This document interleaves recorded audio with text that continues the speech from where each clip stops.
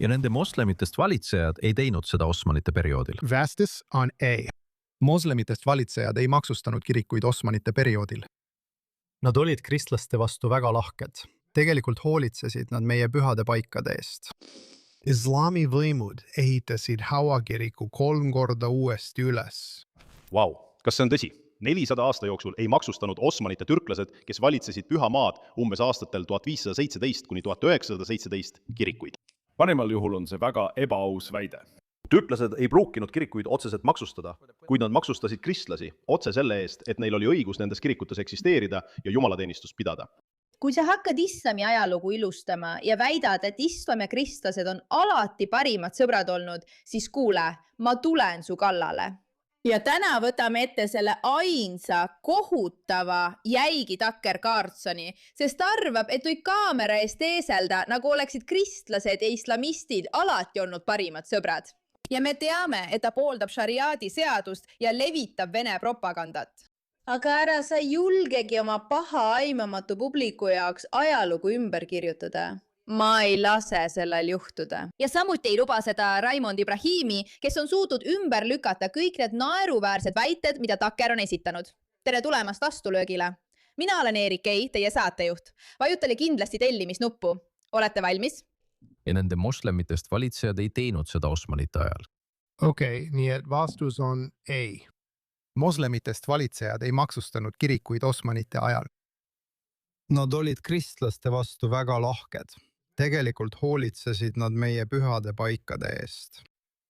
Nad olid islami võimudena taastanud Hawa kiriku 3 eri korral sajandite vältel.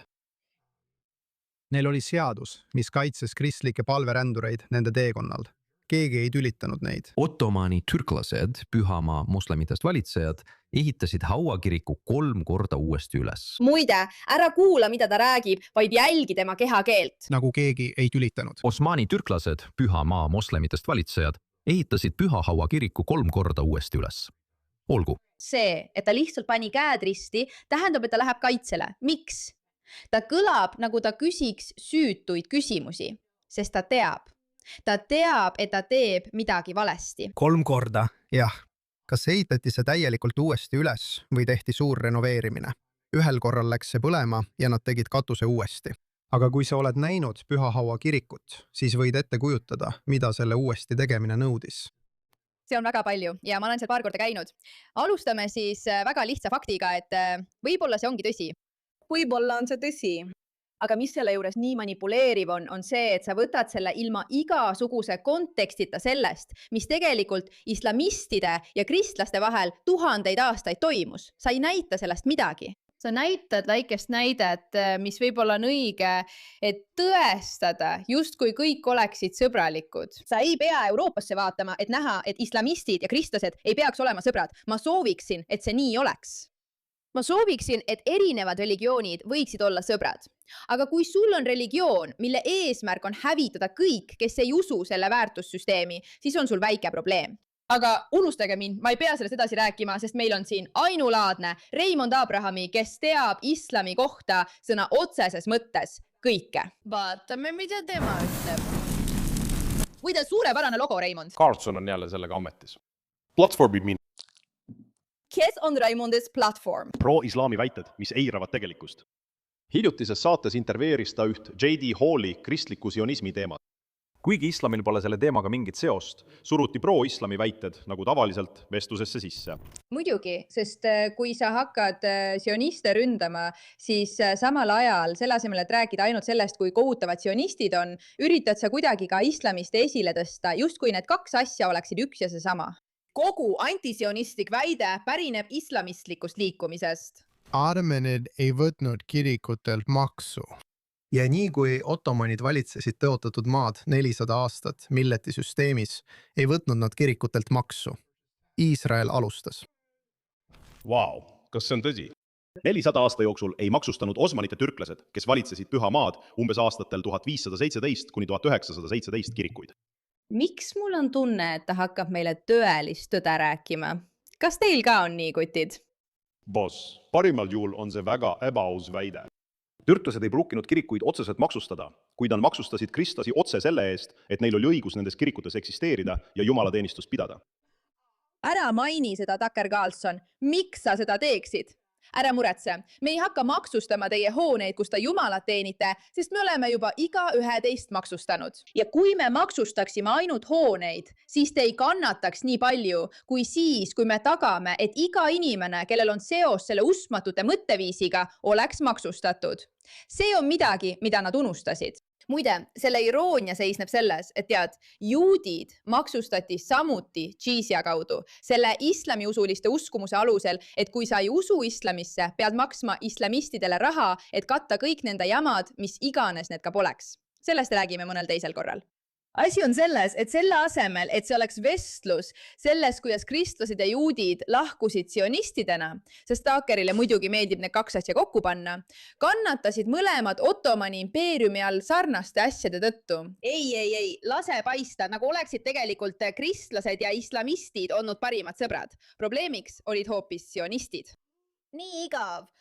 Kui kristlased keeldusid maksmast sageli märkimisväärset, kui mitte lausa halvavat džižiat, maksu, mida kõik vallutatud uskmatud peavad oma islami isandatele maksma vastavalt Koraani 9.29. Neid ei tapetaks ega müüdaks mitte ainult orjusesse, vaid nende kirikud oleksid, nagu lugematutel kordadel varemgi, maani maha põletatud või mošeedeks muudetud. Ikkagi, ja nagu võis arvata, palus Taker JD-l selgitada seda moslemi helduse ilmingut.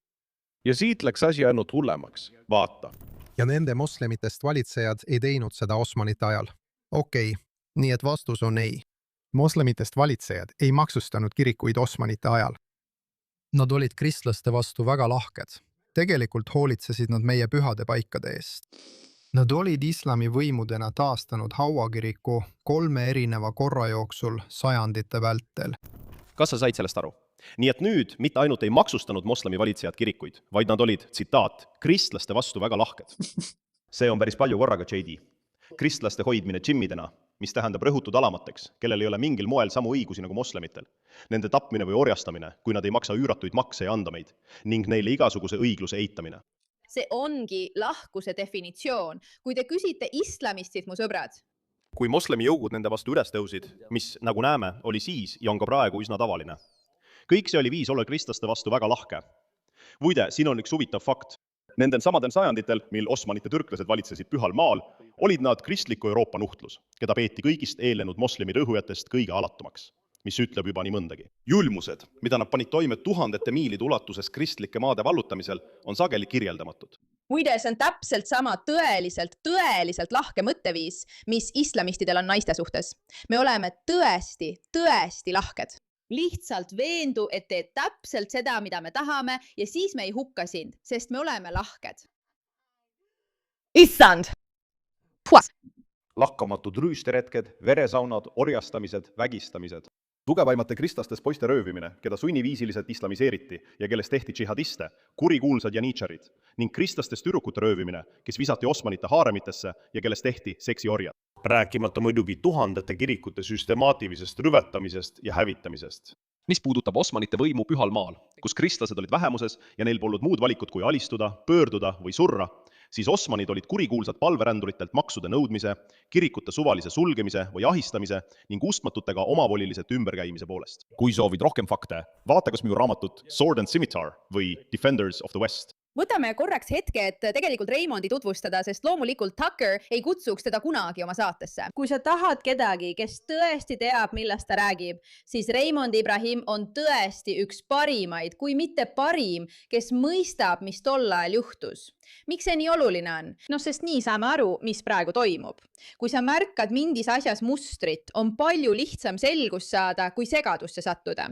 Ja Raymond on tõesti hämmastav, lausa täiuslik, kui on vaja neid mustreid paljastada. On läbi imbunud sajandite pikkustest osmanite julmustest kristlaste vastu. Ja muide, kristlasi koheldi nii. See tähendab mitte eriti lahkelt, just sellepärast, et nad olid kristlased. Kui sa mind ei usu, vaata neid raamatuid, seal on hulgaliselt tõendeid, aga ka JD ütleb seda. Tegelikult hoolitsesid nad meie pühade paikade eest.